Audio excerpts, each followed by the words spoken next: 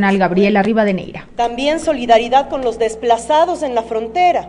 Ya lo dijeron aquí y me sumo a esa petición y ese exhorto al gobierno nacional de poder atender de manera urgente a quienes han sido desplazados desde la parroquia de Mataje hacia San Lorenzo en condiciones totalmente adversas, a un mínimas condiciones de vida que pueden tener en este momento ahí en San Lorenzo. Compañeras y compañeros, yo creo que escuchamos muchos argumentos de esta tarde y noche. Yo solamente quisiera decir que el problema que tenemos en este momento en frontera no solamente obedece a la desmovilización de las FARC. Colombia registra desde el año 2000 una profundización de su conflicto de violencia interno, producto de la aplicación del Plan Colombia, y que además este Plan Colombia empujó la siembra y procesamiento de coca en zonas en las que la presencia del Estado colombiano era nula, débil o casi nula o débil. Lastimosamente, una de esas zonas, la zona que limita a la frontera norte de nuestro territorio. Quería señalar esto porque más allá de lo que ahora se pueda presentar en pantallas y en el show permanente que estamos viviendo a través de los medios y las corporaciones mediáticas, hay un problema serio en frontera y lamentamos como más y nos sumamos también a esa exigencia que desde la población, desde los familiares de los muertos y sobre todo de diferentes sectores de la sociedad han dicho sobre la inoperancia y desconocimiento del manejo de la frontera norte en nuestro país. Aquí hay que ser absolutamente claros, compañeras y compañeros. Nadie, absolutamente nadie puede irse por sobre el mandato constitucional y yo creo que nuestra Constitución es absolutamente clara en temas de atención de frontera y en temas de soberanía del territorio.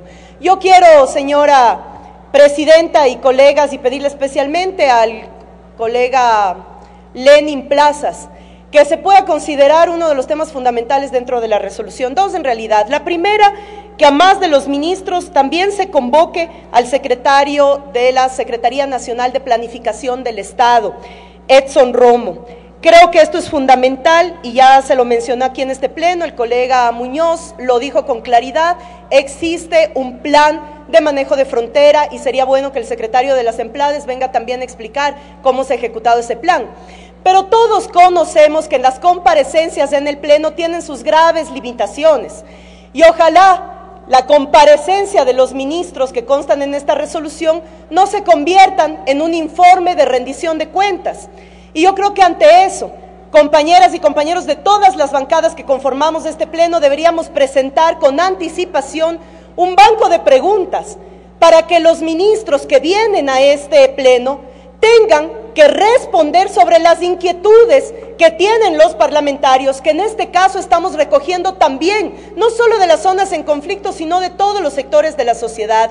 Es importantísimo que los ministros no vengan a dar una rendición de cuentas, sino vengan a contestar con claridad qué es lo que necesita el pueblo ecuatoriano, el manejo de la problemática de frontera. Y en ese sentido voy a ser muy clara. Espero al asambleísta ponente Lenin Plaza se pueda recoger en la resolución algunas de ellas. Rápidamente, el secretario de las Emplades debe venir a explicar a este pleno de la Asamblea cuáles son las acciones realizadas por cada una de las carteras de Estado para la implementación y ejecución del Plan Binacional Ecuador-Colombia 2014-2022, suscrito en el 2015 y concretamente en los últimos meses.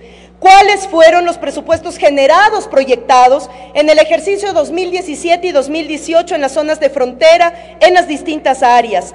¿Cuáles son los proyectos y los montos ejecutados en la zona de frontera, específicamente en Esmeraldas, para cumplir con lo determinado en el Plan Binacional en los últimos 11 meses?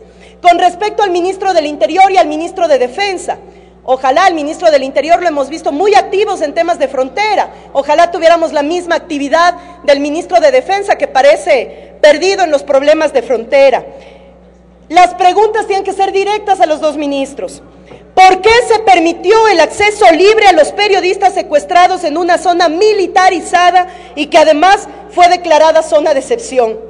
¿Se llevaron a cabo o no operaciones militares y policiales para el rescate de los periodistas secuestrados? De ser el caso, se ejecutaron operaciones conjuntas con efectivos de Colombia. De ser negativa la respuesta, ¿qué acciones entonces se pensaron para rescatar a los periodistas secuestrados? De las investigaciones se ha podido determinar si los periodistas secuestrados se encontraban en territorio colombiano o ecuatoriano. ¿Quién o quiénes estuvieron a cargo de las negociaciones con los secuestradores y cuáles fueron las demandas? ¿Por qué no existió un contacto directo entre los secuestradores y los familiares de los secuestrados? ¿Qué se hizo de forma posterior a que hicieran públicas las exigencias por parte de los secuestradores, puesto que las mismas era una clara advertencia respecto del fracaso de los acercamientos previos?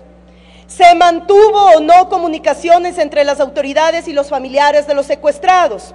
¿Qué acciones se han tomado y cuáles son sus resultados desde el atentado del 26 de enero del presente año? ¿Se ha investigado cuál fue el contenido de la avioneta accidentada el 4 de marzo en el sur de Guayaquil, presuntamente perteneciente a carteles de la droga mexicanos?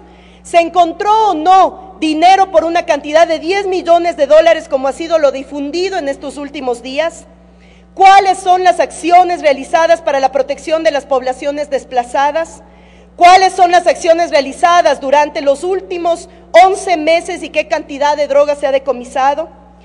Frente a la situación de la crisis presentada en frontera, ¿quién ha hecho las veces del Ministerio Coordinador de Seguridad y ante el desplazamiento de la CNI, quién está a cargo de la Inteligencia Nacional?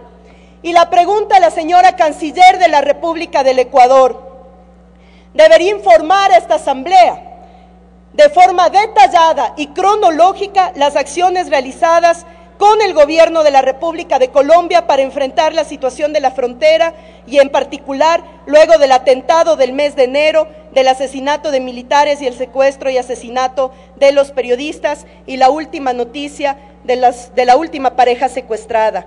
Pero además, que la Canciller explique en el pleno de esta Asamblea qué contiene y qué alcances tiene la declaración de Pereira firmada en el último encuentro binacional entre los presidentes de Colombia y Ecuador. Ojalá, colegas, realmente esas comparecencias no sean una rendición de cuentas, porque para eso vendrán a rendir cuentas este pleno en el tiempo necesario.